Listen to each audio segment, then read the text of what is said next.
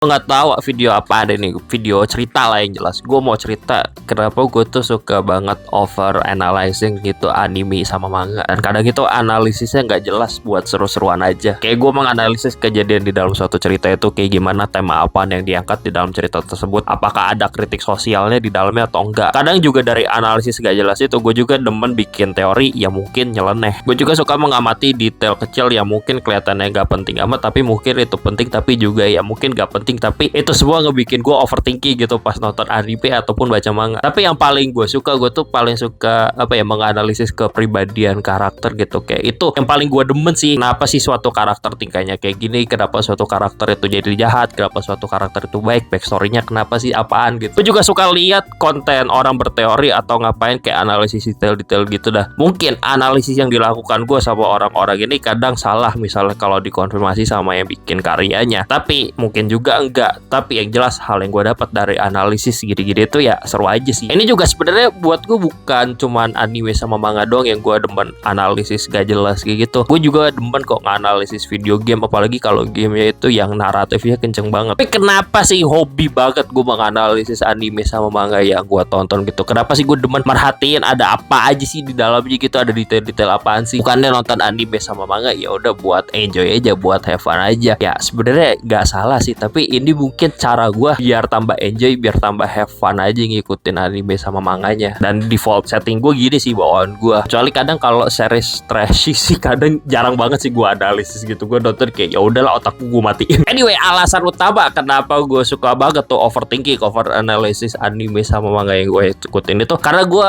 berusaha memahami karya yang diciptakan itu lebih dalam. Apalagi kalau karya tersebut itu hal yang gue suka banget. Kayak kalau misalnya gue nemu cerita anime sama manga yang gue suka banget itu, gue biasanya itu demen banget analisis sedalam mungkin sebisa gue. Dan juga ya gue kontenin, dan lu bisa lihat aja gitu di dalam video-video gue banyak gitu kadang tuh analisis karakter lah, analisis tema cerita atau apalah. Dengan cara kayak gitu gue bisa memahami karya yang dibuat itu lebih dalam, ada simbolisme apa di dalamnya, apakah ada sosial komentarinya, kenapa tingkah karakternya kayak gitu, merepresentasikan apa sih pandangan karakter ini. Ujungnya itu semua ngebikin gue berusaha memahami pesan apa yang mau disampaikan di karyanya. Bisa dibilang gue mengkritisi apa sih yang gue simak di dalam ceritanya. Gue gak mau ngikutin suatu cerita itu cuma kayak sekadar ngeliat dari level permukaannya aja, karena mungkin kalau misalnya kayak gitu gue mengabaikan suatu pesan tersirat yang disampaikan itu nggak gamblang, yang ujungnya ngebikin gue menganalisis cerita, menginterpretasi cerita gitu kayak gimana. Apalagi ke hal yang gue suka banget. Buat contohnya di anime sama manga yang sering gue analisis itu buat seru-seruan gue aja, banyak sih sebenarnya. Kayak misalnya Dungeon Meshi, itu series fantasi yang gila banget world buildingnya, dan gue suka banget menganalisis world building Dungeon Meshi. Tapi seringkali series yang gue suka analisis itu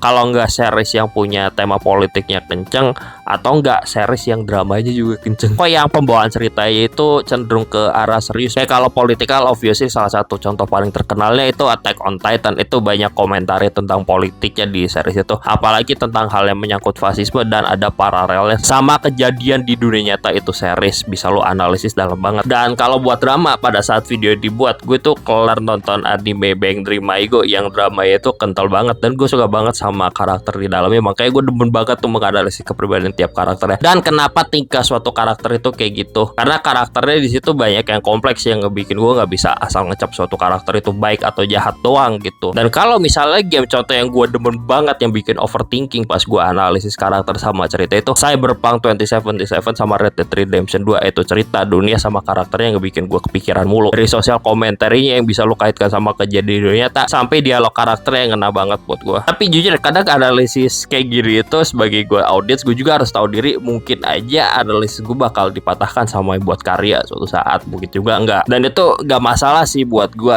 gitu kalau analisis gue dipatahkan sama buat karya. Sebenarnya gue ngikutin suatu cerita itu dari berteori dan mikirin hal-hal yang ditujukan ke gue pas ngikutin ceritanya, dan abis itu gue analisis maksudnya apaan gitu, berusaha memahaminya gitu. Jadi berteori ke depannya. Kalau misalnya pas seri ongoing gitu confirm, gue seneng kalau misalnya dipatahkan, ya gue juga seneng, gak apa-apa, gak masalah gitu. Mungkin aja dengan teori yang gue ciptakan dipatahkan itu, si yang pembikin karya itu bisa nge-surprise gue dengan hal yang lebih bagus, dan gue gak masalah. Mungkin bakal kecewa, mungkin juga enggak, tapi kayak ya udah, mungkin bisa dikonfirm, mungkin bisa juga enggak. Tapi mungkin bahkan lebih seru kalau misalnya suatu hal itu dibikin ambigu gitu, jadi gak dikonfirm canon atau enggak, jadi bisa multi tafsir gitu. Jadi itu menimbulkan diskusi yang seru aja sih, menimbulkan teori-teori yang banyak. Maka dari itu juga sebisa mungkin sebelum gue nyerocos, berteori, beropini, beranalisis, gue sebisa mungkin ya inline lah sama tema, berusaha memahami tema ceritanya sedalam mungkin sebisa gue sebelum gue menganalisis, biar kagak so tahu juga sih. Dan gue juga tahu diri bisa aja visi gue sebagai audiens sama visi pembuat cerita itu berbeda gitu, dan gue nggak bisa ganggu gugat